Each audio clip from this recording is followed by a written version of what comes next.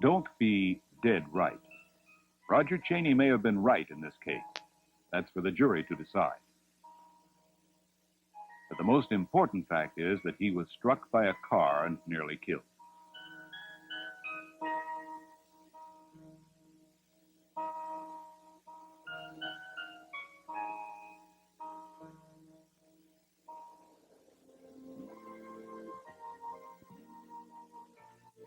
Pedestrians, like motor vehicles and bicycles, also have their rights in traffic.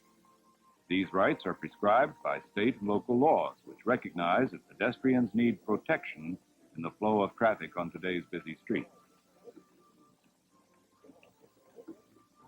But these rights carry with them some basic responsibilities as well. Too many adults seem to think that pedestrian safety rules apply only to children.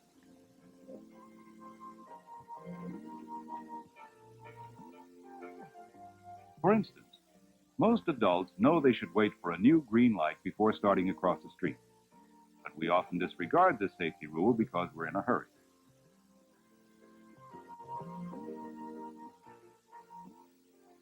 We cross after the light's been green for some time, only to find ourselves caught in the middle of the street.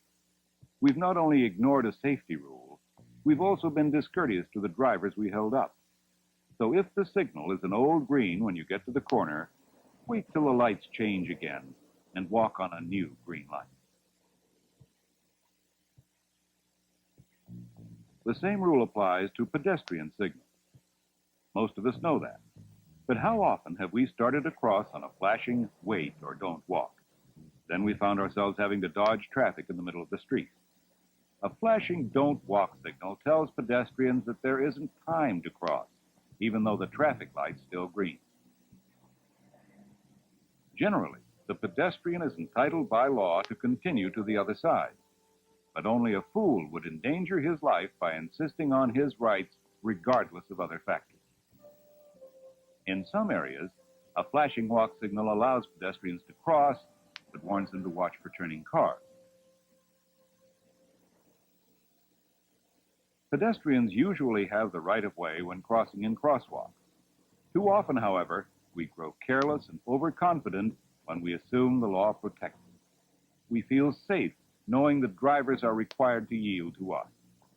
We may not even bother to look for cars. Then, suddenly, a motorist violates our right of way.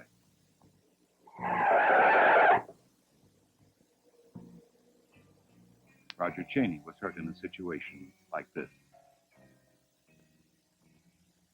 With more and more states adopting the law that allows motorists to turn right on a red light, pedestrians must keep fully alert when crossing at an intersection.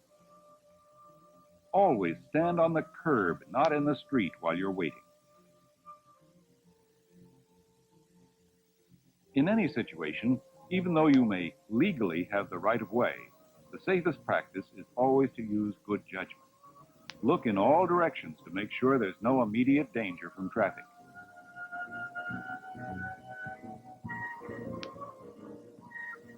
Keep to the right in the crosswalk to give room to pedestrians coming from the other direction. When one vehicle stops for a pedestrian in a crosswalk, most people assume that vehicles in other lanes will stop too. But we should always stop and look for other vehicles before we step out past the stopped car. Otherwise, we may be dead right. All drivers have blind spots, places where part of their vehicle blocks part of their view. A pedestrian may be completely hidden from a driver until it's too late to stop. Only when you can see the driver's eyes do you know that he can see you.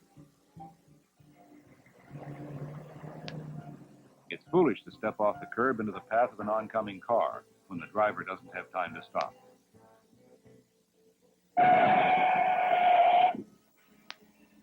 In this situation, the driver has the right of way, and pedestrians are required to yield. Pedestrians must always yield to vehicles when crossing where there's no intersection or marked crosswalk. A jaywalker can easily be dead, but never right. In rural areas, on roads where there aren't any sidewalks, always walk on the left side facing oncoming traffic. Stay as far off the roadway as possible. Walking at night can be especially dangerous because everyone's vision is greatly reduced. Pedestrians should make themselves as visible as possible. Light-colored clothing helps. Better still, carry a flashlight and wear reflective clothing, tape, or tags. Pedestrian overpasses make it easier and safer to cross a busy and dangerous street. We should always use them for our own safety, as well as to set a good example for younger pedestrians. At some intersections, pedestrians can call for a walk signal by pressing a push button. Push it once and wait for the signal to change.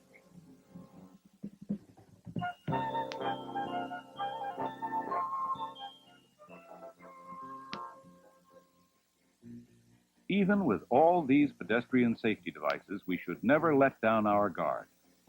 Sometimes we may get so preoccupied with other things that we completely forget our surroundings. And that's dangerous.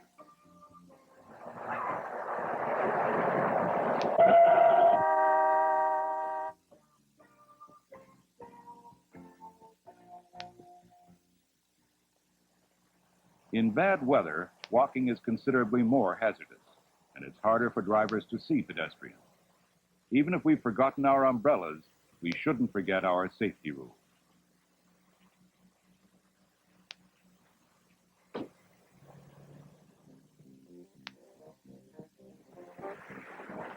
We play the equivalent of Russian roulette every time we step out from between two parked cars. The pedestrian is often in front of the oncoming car before the driver has time to react to the danger.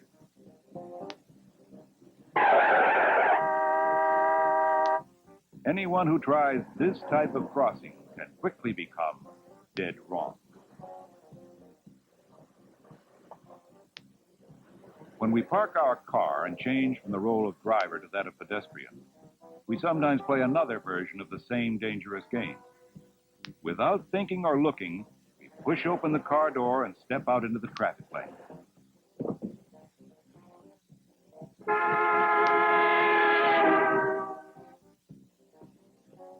One moment we're the driver cursing the thoughtless pedestrian. The next, we're the pedestrian cursing the careless driver. We all know that drunk drivers are dangerous. And a pedestrian who's been drinking is dangerous in exactly the same way. His ability to judge the speed and distance of approaching cars is impaired. He's less safety conscious, and he often takes dangerous chances. His reactions are slower. He has more self-assurance and less self-control.